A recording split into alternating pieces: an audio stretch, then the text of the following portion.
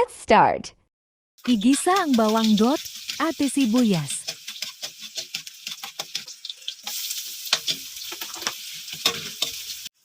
Ilagay ang baboy at igisa.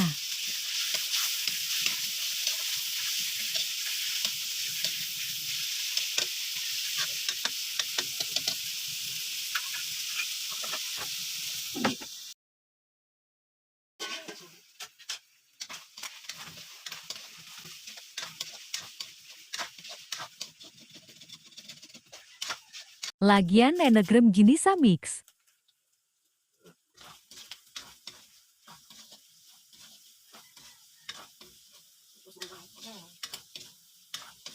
Next toyo.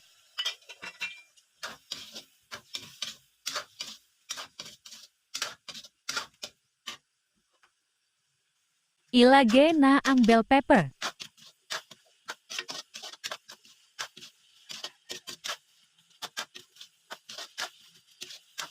Lagyan na nagrem tubig.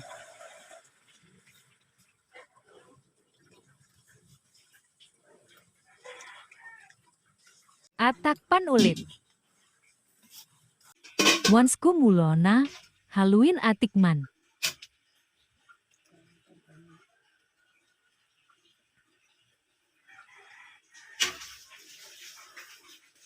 At toyo if kulang pa saya lasa.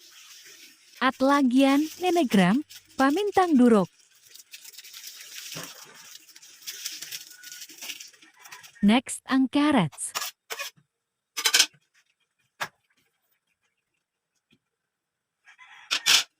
Next ang kenten.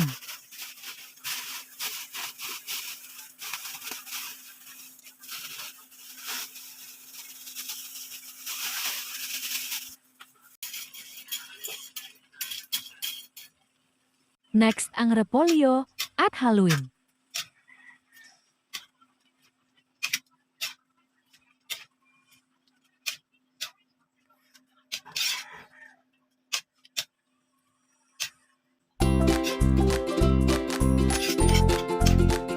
At tikman if dina, matigas ang kenten. If matigas, pa. Lagyan, ulit na negrem tubig.